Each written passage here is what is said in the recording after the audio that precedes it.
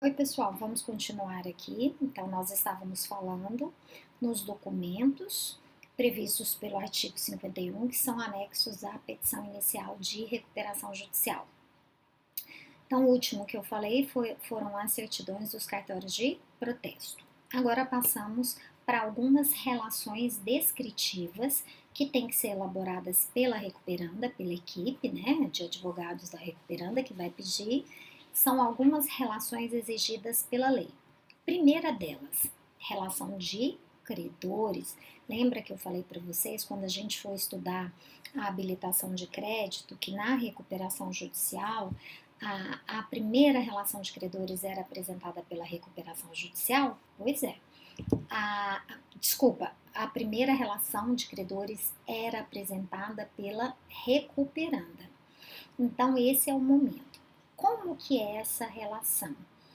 A devedora vai colocar o nome do credor, endereço, CPF ou CNPJ e o valor da dívida, tá?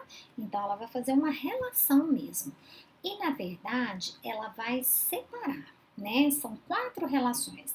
Ela vai separar por classes. Ela vai falar assim, relação dos credores trabalhistas. 2. Relação dos credores com garantia real. 3. Relação dos credores quirografários. 4. Relação dos credores microempresa e empresa de pequeno porte.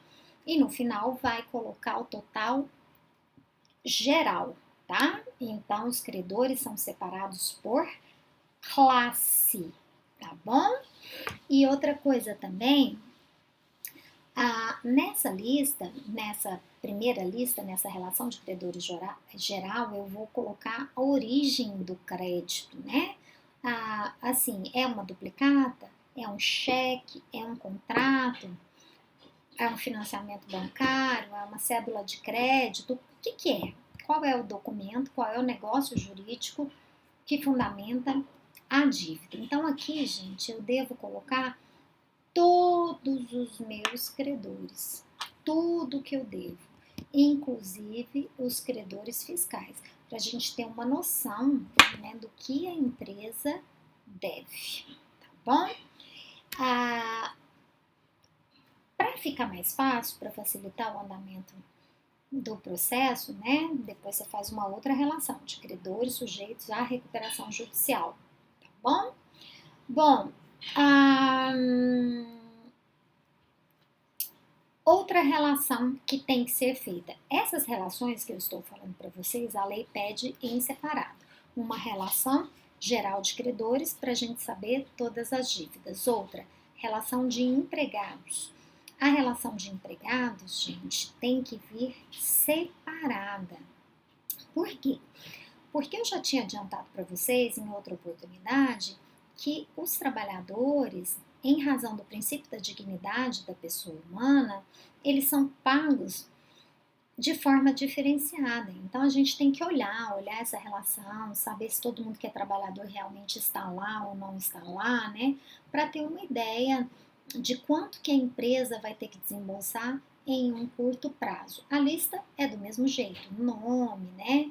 Função, salário, se é reclamatória trabalhista ou não,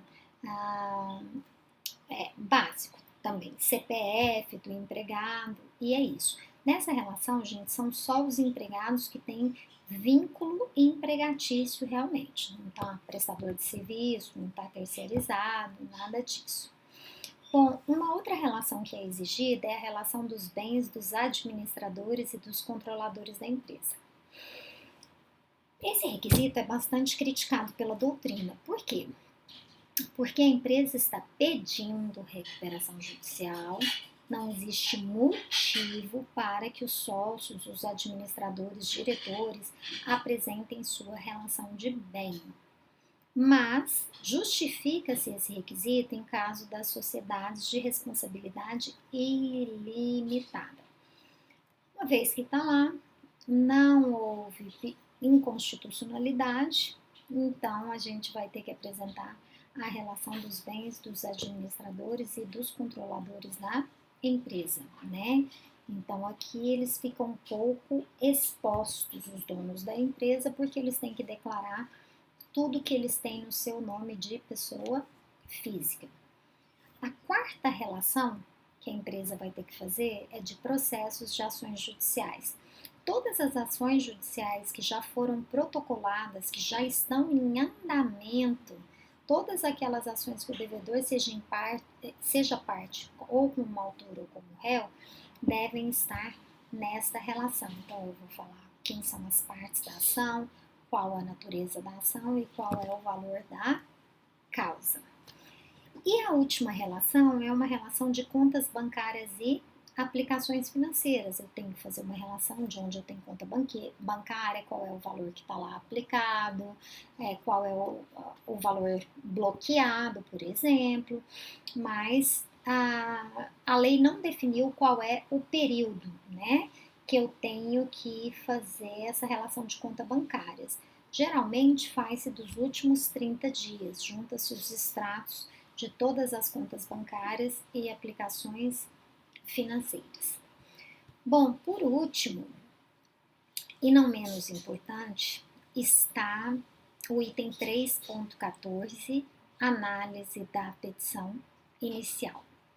Bom, uma vez que a petição inicial de recuperação chegue, seja protocolada e distribuída ao juízo, o juiz vai fazer o exame da legitimidade, né? Se está tudo conforme a lei, se foram cumpridos os requisitos, se foram juntados todos os documentos exigidos pelo artigo 51. Estando em ordem a petição inicial, o juiz vai deferir o processamento da recuperação judicial. Cuidado, cuidado, cuidado. Veja bem, deferir o processamento da recuperação judicial. O juiz só está falando, aceito, tudo bem, vamos pagar para ver, vamos ver se os credores irão aprovar o plano ou não. Daqui até lá ainda tem um período de 180 dias, que muita coisa pode acontecer, até a falência da empresa ser decretada, tá? Então a empresa ainda não está em recuperação judicial. Ela apenas, o juiz aceitou o processamento é a mesma coisa que ele falou, olha, dá aquele despacho inicial de irregularidade da petição inicial e mandar citar a parte contrária nas ações comuns. Bom, por outro lado, se a petição inicial não estiver ok, não estiver em termos, o juiz vai determinar a emenda à petição inicial. E o prazo da emenda é de 15 dias, não tem nada previsto na lei, então aplica-se o Código de Processo Civil, que lá no artigo 321 prevê o prazo de 15 dias. Bom, o juiz pode indeferir de plano a petição inicial? Pode. Sabe aquelas hipóteses de indeferimento, de inépcia da petição inicial prevista no 330 do CPC? Pois é, o juiz também pode fazer isso, tá? Então, se a irregularidade for insanável, o juiz pode indeferir. Se ele indeferir, gente, ele não decreta a falência. A decretação da falência, gente, só vai acontecer depois que o juiz conceder o processamento da recuperação judicial. A partir daí, a empresa tem que andar, eu gosto de falar, que é como se o trem subisse nos trilhos, né? E ela está nos trilhos. Ela não pode se desviar em nenhum momento do trilho. Se ela se desviar, é falência. Mas até o momento que ela sobe nos trilhos, que o juiz defere o processamento, indeferiu não significa que a falência foi decretada. Bom, então se haviam irregularidades, o juiz determinou a emenda, os vícios foram sanados, né? Se os vícios então foram sanados, tá tudo bem, a petição inicial vai para frente, se inicia uma nova fase. E a partir daí, como eu disse para vocês, corre-se o risco, né, em havendo algum procedimento que não esteja adequado, algum descumprimento legal, de convolução, que é a mesma coisa de transformação da recuperação judicial em falência. Então, nós vamos ficar por aqui. Eu vou colocar lá no material de vocês uma cópia da petição inicial de recuperação judicial e vou colocar também uma cópia de uma relação de credores para vocês verem como é. Um grande beijo a vocês e a gente continua na próxima aula. Postem as dúvidas de vocês ou no fórum ou no chat, tá bom? Um beijo, fiquem com Deus.